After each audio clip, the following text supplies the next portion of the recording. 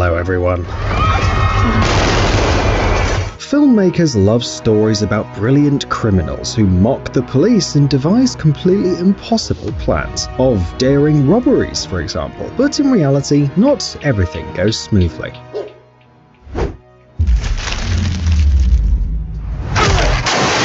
Moreover, officers of the law often have to face criminals who are not particularly bright and certainly aren't that lucky. Instead of hiding after breaking the law, they do something stupid and quickly end up in jail. Do you want to know these criminal minds? Then let's get it on. Crime tattoo. Mostly, criminals are pretty proud of their actions rather than sorry, but sometimes their pride ends up helping the police. In 2008, Anthony Garcia was arrested for driving with his expired license. Since Garcia was apparently an active member of the famous Rivera 13 gang, police photographed not only him, but also his numerous tattoos. And when Sergeant Kevin Lloyd was looking carefully at the photos, he suddenly saw a familiar story. Garcia's tattoo accurately depicted a murder on January 23, 2004.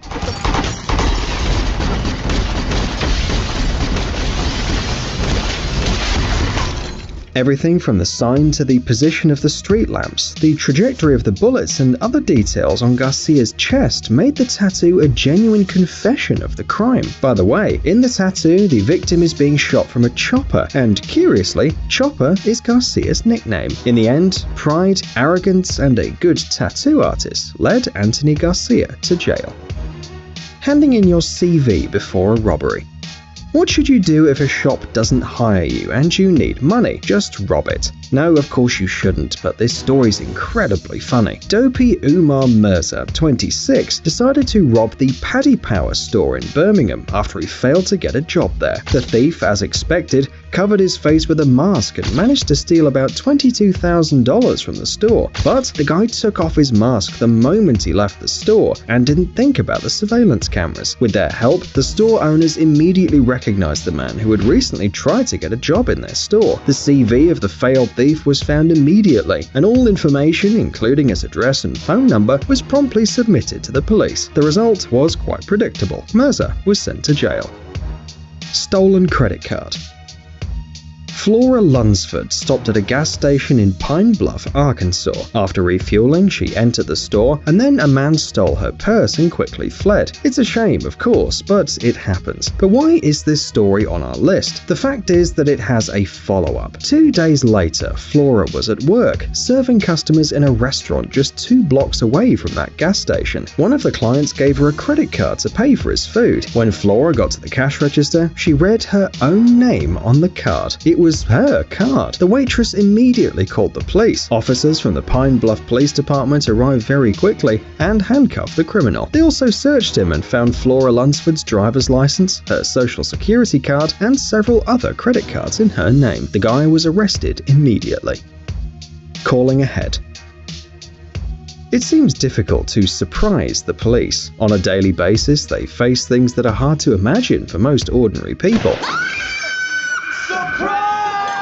However, even the Connecticut police were surprised by these criminals who decided to rob a bank by calling in advance. A bank clerk received a phone call from a man who demanded to gather $100,000 before his accomplice arrived. Otherwise, said the aggressor, revenge would be terrible. The clerk hung up and immediately dialed 911. So when the criminal was in the bank workers had already established contact with the police. After the money was transferred, the thief kindly asked to be let out of the bank. By then, there were already police cars at the scene. The criminal left the bank and met a policeman who ordered him to stop. Instead, the guy tried to escape to the car, where his accomplice was waiting for him. Both were arrested right away. Police identified one of the thieves as Albert Bailey, 27. The other criminal was a minor. Santa Claus. If Santa Claus enters homes through chimneys every Christmas, why not use this method as a criminal scheme?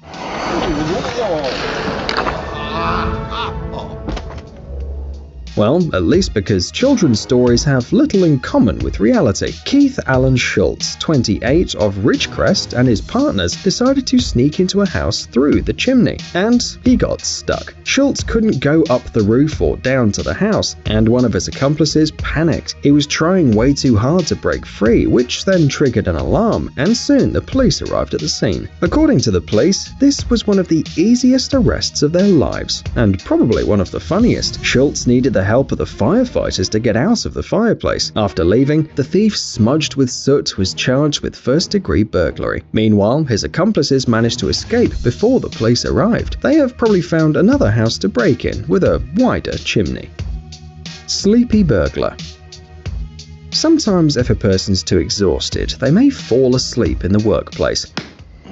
But what if the workplace is a crime scene? Well, apparently, breaking the law can be pretty tiring. Huh? Freeze!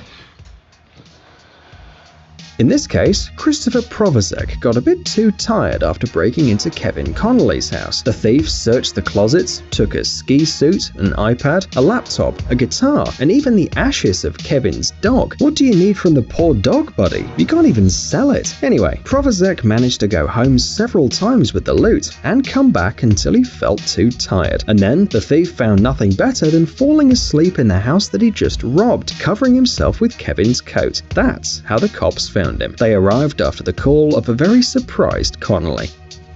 Trapped burglar. Many people are afraid of intruders and often close all the windows before going out, but always forget about the bathroom window. It's a shame because someone can enter the house through that window, except for Sean Crawshaw, who tried to get into someone else's house through the bathroom window and got stuck.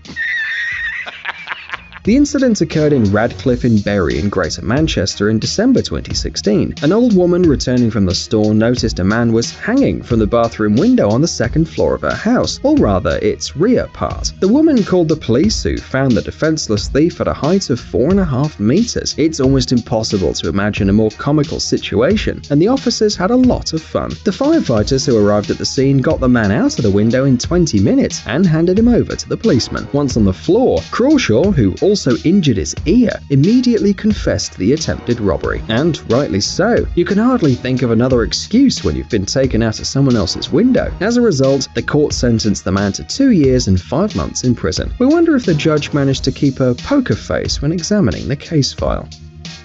Bumper left behind.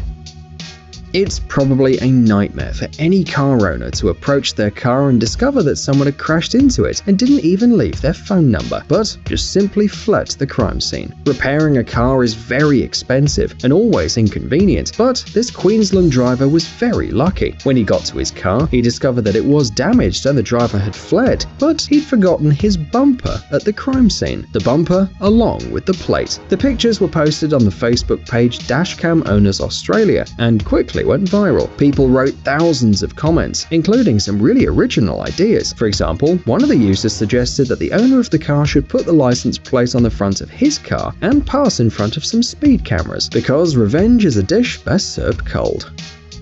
Double burglary.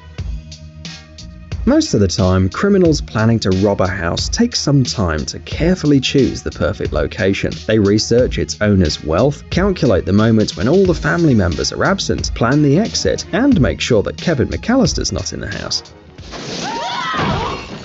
But the British thief Darren Kimpton decided that preparing beforehand is for losers. At first, he selected a house, but failed to break in, cut himself, and left some DNA on the ground. At that point, Darren must have realized that luck just wasn't on his side, but instead, he set his sights on another house, which had already been robbed that night. And when Darren put his hand through the broken window and tried to open the door, he found not only the owner of the house, but also the police officers on the scene. Oops! Realizing his mistake, Darren tried to escape, but was seized after a brief fight. However, as was later discovered, the guy had a rather unusual reason for committing the crime. At the time, he had no house and no money to buy Christmas presents for his parents. Yes, Darren just wanted to give his parents a Christmas gift, and for this reason, he entered a house that had already been robbed.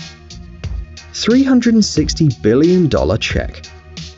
How easy is it to become a billionaire? Charles Ray Fuller, 21, of Texas, decided he'd come up with a perfect plan to become rich. He went to the bank and said that he wanted to cash a check. Might sound normal, but the amount on the check was incredible, $360 billion. But no, seriously, what did he expect? The cashiers, surprised by the number of zeros on the check, felt something was a bit wrong and immediately called the police. Fuller, of course, claimed that the check was valid. The guy supposedly received it from his girlfriend's mother to open a recording studio. However, the woman stated that she didn't know what was going on and that the guy didn't have the right to cash her checks. Besides, the family had never had that kind of money, so it's not clear what the unfortunate criminal was hoping for. Maybe he just loves music a bit too much. Anyway, Fuller was arrested for suspected fraud, but then he was released on a $3,750 bail.